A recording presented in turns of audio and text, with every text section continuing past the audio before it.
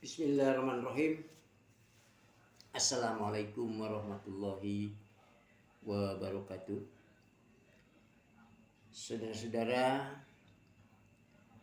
para mahasiswa Fakultas Hukum Universitas Wilalauda Indramayu ya. Untuk mata kuliah praktek monopoli dan persaingan usaha yang tidak sehat ya. Mata kuliah Bapak ya akan Bapak bahas ya. Materinya kali ini persaingan usaha tidak sehat ini akan dilihat dari tinjauan hukumnya dulu ya. Jadi kita sampaikan lewat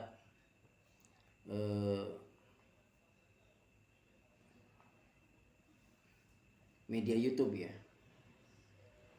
Mudah-mudahan tidak mengurangi arti proses belajar mengajar ya, karena kita diatur untuk tiap minggunya bergantian daring dan luring ya. Kali ini kita untuk daring ya. Jadi mudah-mudahan apa yang akan Bapak sampaikan saudara bisa ikuti dengan sungguh-sungguh ya, bisa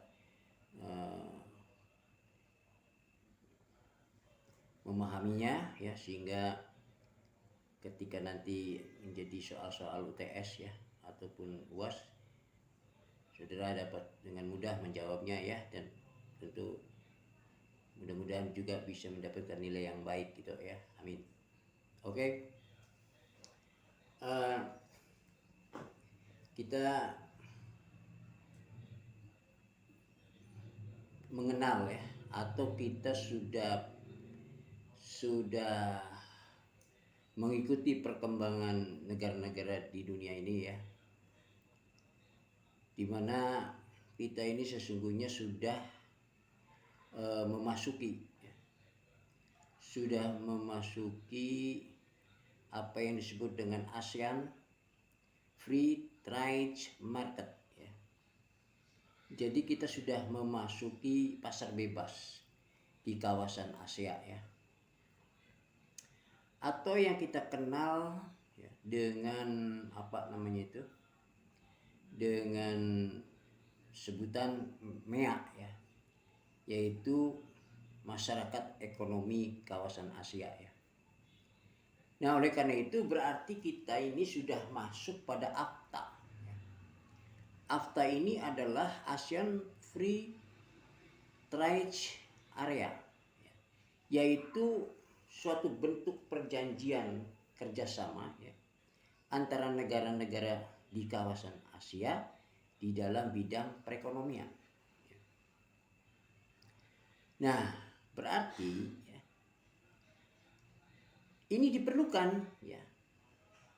Kenapa sampai terjadi bentuk kerjasama ya, perjanjian kerjasama ini? Karena memang tiap negara mementingkan untuk meningkatkan kesejahteraan ekonominya kan gitu ya.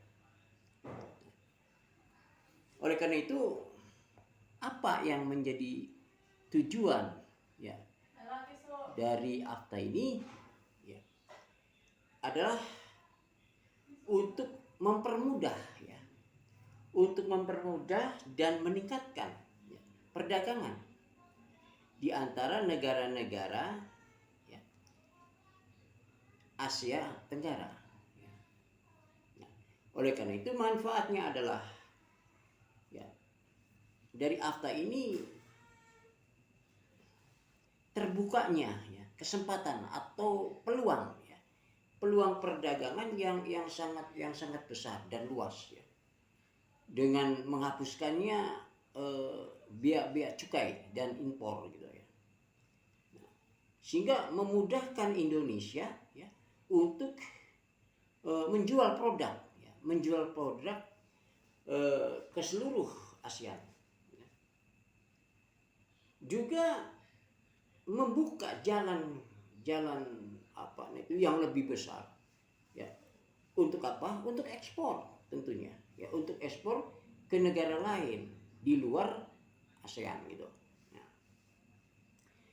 jadi di dalam kaitannya ini, setiap pelaku bisnis, ya, pelaku usaha, ya, itu sesungguhnya harus mengerti gitu, harus mengerti tentang seluk beluk, ya, praktek monopoli dan persaingan usaha yang tidak sehat. Ya. Nah, apa nih itu? Sebagaimana yang diatur di dalam Undang-Undang Nomor 5 tahun 1999 tentang praktek monopoli dan persaingan usaha yang tidak sehat. Ya. Nah, itu sesungguhnya sedemikian. Sementara kalau kita lihat di negara lain, ya, maka keberadaan undang-undang tersebut, artinya undang-undang monopoli, anti monopoli tadi, di negara lain seperti katakanlah di Amerika, itu sesungguhnya undang-undang itu usianya sudah tua.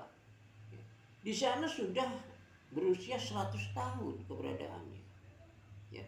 Nah, begitu juga di Jepang, ya. Di Jepang juga termasuk undang-undang itu adalah sudah tua karena dia di sana sudah 40 tahun. Begitu juga dengan di Jerman, ya. Di Jerman udah 60 tahun. Nah, memang di sana juga di Jerman juga ada satu badan pengawasnya yang kita kenal dengan nama Bundes Kartel M. Ya. Nah, kemudian di Eropa juga, di negara-negara Eropa pun ya lama dikenal dengan perjanjian di antara negara-negara Eropa, yaitu di dalam menyelesaikan perkara-perkara atau kasus-kasus monopoli yang ada, ya. Di sana juga di Eropa, ya. Nah, dan yang dilakukan itu secara apa? Secara cross border, artinya secara lintas batas, ya, di berbagai negara Eropa. Nah, disinilah yang menarik. Di Indonesia itu berbeda gitu loh, ya. Di Indonesia ini kayaknya tidak menunjukkan respon yang cepat gitu, ya. Artinya masih tenang-tenang saja di dalam konteks ini, ya. Baru tahun 99, tepatnya di bulan Maret, maka terciptalah, ya, ditetapkannya Undang-Undang Nomor 5 tahun 99, ya. Nah, jadi di sini artinya Indonesia ini ya telat gitulah, ya, untuk apa, walaupun ketika itu sudah memperbincangkan hal itu sudah lama sekali gitu, ya. Nah, jadi apa kira-kira yang menjadi intinya undang-undang, ya, anti monopoli atau praktek monopoli dan persaingan usaha yang tidak sehat ini, apa kiranya yang motivasinya lah, ya, katakan sebagai motivasinya yang dirancang untuk dibuatlah undang-undang tadi, ya. Ini sebetulnya sebagai koreksi, ya. Sebagai koreksi, ya, yang ditunjukkan pada tindakan-tindakan mereka, kelompok para pelaku ekonomi, para pelaku usaha, ya. Hal mana mereka yang menguasai pasar gitu loh, ya. Yang menguasai pasar karena dengan posisi yang dominan tadi, ya, maka mereka dapat menggunakan kekuasaannya, ya, untuk apa? Untuk berbagai macam kepentingan, ya, yang menguntungkan tentunya bagi pelaku usaha, ya. Sehingga apa? Sehingga dengan lahirnya undang-undang tadi, ya, yaitu undang-undang monopoli, ya, undang-undang monopoli, maka ada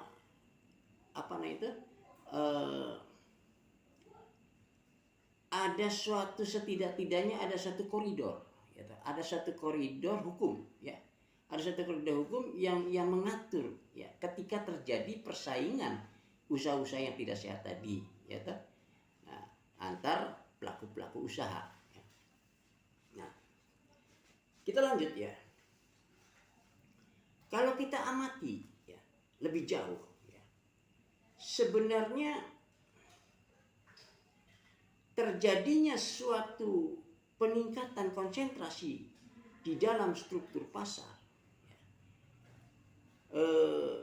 itu dapat disebabkan ya oleh beberapa hal tentunya ya. Jadi ada beberapa hal ya yang bisa menyebabkan peningkatan konsentrasi struktur pasar itu ya yang menjurus kepada arah monopoli dan oligopoli ya, itu diantaranya karena memang ya adanya suatu pembangunan industri yang besar ya. Ada suatu pembangunan industri yang besar dengan teknologi produksi yang massal ya atau mass production ya. Nah, sehingga dengan mudah ya dapat membentuk struktur pasar yang monopolistik dan oligopolistik gitu ya. Nah, kemudian faktor yang lainnya ya, adalah pada umumnya ya, industri ya atau usaha yang besar itu memperoleh apa? Perlindungan, proteksi ya, ya yang tinggi, bahkan di atas ya rata-rata industri. Jadi apa itu ada proteksi yang tinggi ya, bahkan melebihi rata-rata ya industri yang ada ya gitu. Nah, jadi kemudian yang lainnya ada faktor industri yang memperoleh apa akhirnya? Memperoleh kemudahan ya, di dalam mendapatkan sumber daya alam dan sumber daya manusia yang lebih baik ya. Dan dengan adanya berbagai usaha ya, yang menghambat usaha baru ya, akibatnya apa? Ya akibatnya si pelaku usaha itu membuat satu kelompok ya. Membuat satu kelompok ya untuk untuk memiliki industri tersebut ya. Kemudian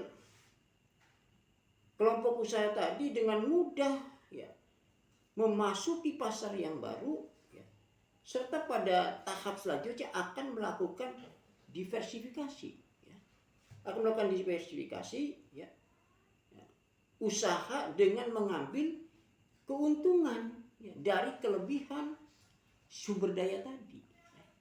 Nah, kemudian sumber daya baik sumber daya manusianya dan atau sumber daya alam ya. Nah, serta keuangan ya, keuangan yang berhasil mereka kumpulkan ya, dikumpulkan ya, dari pasar yang ada ya. Sehingga ya, pada tahap selanjutnya struktur pasar ya oligopoli ataupun monopolistik tadi ya tidak dapat dihindarkan lagi ya, ya kan? Tapi akan tetapi kalau kita tinjau lebih jauh itu sebetulnya bukan ada satu kesengajaan rencana itu, tidak ya. Lahirnya itu bukan karena direncanakan ya, tapi oleh sebab itulah ya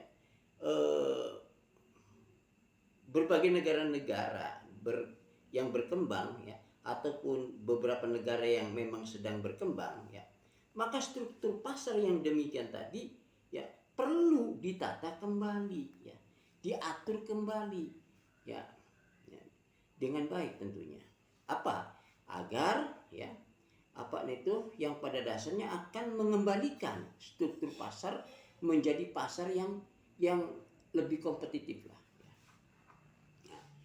Salah satu cara ya, dan menciptakan undang-undang anti monopoli tadi itu sebagai sebagai cara ya di dalam undang-undang anti monopoli itu yang saat ini berlaku di Indonesia, yang dimaksudkan untuk ya membubarkan grup pelaku usaha yang telah menjadi oligopoli ataupun monopoli. Nah, atau terus ya. Nah, akan tetapi hanya ditekankan untuk menjadi salah satu alat hukum untuk mengendalikan perilaku grup pelaku usaha yang merugikan masyarakat konsumen. Nah, Kemudian jenis persaingan usaha itu tidak sehat. Jenis persaingan usaha yang tidak sehat ini secara garis besar ya, jenis persaingan usaha yang tidak sehat ini terdapat di dalam suatu perekonomian pada dasarnya adalah apa yang disebut dengan kartel, ya kan? Apa yang disebut dengan perjanjian tertutup dan juga apa yang disebut dengan merger ya, merger dan juga monopoli ya. Nah, jadi keempat hal tadi ya, ini yang termasuk jenis persaingan usaha yang tidak sehat ya. Nah, dengan kartel ini ya adalah suatu perjanjian ya, perjanjian tertulis ataupun yang tidak tertulis antara siapa? Antara beberapa pelaku usaha ya, untuk menjadikan ya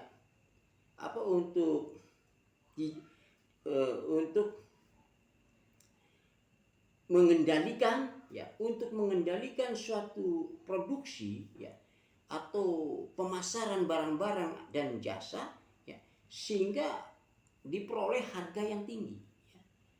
Dan pada gilirannya ya berupaya untuk memaksimalkan keuntungan ya. Untuk memaksimalkan keuntungan ya. Nah, bagi siapa ya? Bagi pelaku usaha ya. Hal mana kartel ini merupakan suatu hambatan ya, hambatan persaingan usaha yang paling banyak ya, merugikan masyarakat. Sehingga apa? Sehingga di antara undang-undang monopoli di banyak negara, ini kartel ini dilarang ya, sama sekali. Hal ini karena kartel itu dapat merubah struktur pasar menjadi monopolistik. Kartel juga ini dapat berupa pembagian, penataan ya, atau pemanfaatan maupun pembatasan atau kauta ya, kautanya itu untuk apa? Barang jasa di dalam keadaan mereka ya menuju pada suatu perekonomian yang sedang baik ya. Tapi kalau perekonomian yang sedang tidak baik, artinya keadaan ekonomi yang sedang mengalami resesi ya maka bisa terpecah gitulah ya. Selain kartel juga akan mudah terbentuk bila barang yang diperdagangkan adalah barang massal ya, yang sifatnya homogen ya. Sehingga apa? Sehingga dengan mudah ya dapat disubstitusikan dengan barang sejenis ya, dengan barang sejenis, dengan struktur pasar tetap dipertahankan ya. Nah, itulah ya. Kemudian persaingan usaha tidak sehat yang kedua itu adalah perjanjian tertutup. Nah, atau eksklusif feudalism ya. Itu adalah suatu hambatan juga ya. Hambatan vertikal tentunya ya, berupa suatu perjanjian antara produsen dan atau importir dengan siapa? Dengan pedagang eceran. Nah, hanya pedagangnya hanya diperkenankan untuk menjual merek. Hanya diizinkan hanya menjual merek barang tertentu. Ya, sebagai contoh misalnya sering kita temui bahwa khusus untuk merek minyak wangi misalnya ya, minyak wangi tertentu itu hanya boleh dijual di tempat yang eksklusif. Nah, di dalam kasus ini ya pedagang pengecer tadi dilarang ya untuk menjual merek barang lain kecuali yang telah ditetapkan oleh produsen ya, atau importer ya, di dalam pasar yang bersangkutan ya. Perjanjian tertutup dapat merugikan masyarakat konsumen ya, dan akan mengarah ke struktur pasar monopoli. Itulah makanya ya perjanjian tertutup itu pun dilarang ya, termasuk jenis persaingan usaha yang dilarang ya, yang tidak sehat yang dilarang ya. Oke ya, barangkali untuk selanjutnya merger kemudian juga monopoli nanti akan kita bahas minggu depan ya, dengan tatap muka bisa jadi ya, karena minggu depan kita tatap muka gitu ya, karena bergantian ya, sekarang daring ya, kemudian nanti minggu depan kita tatap muka atau luring ya. Itu saja ya, semoga atas perhatiannya ya, Bapak ucapkan terima kasih ya. Assalamualaikum warahmatullahi wabarakatuh.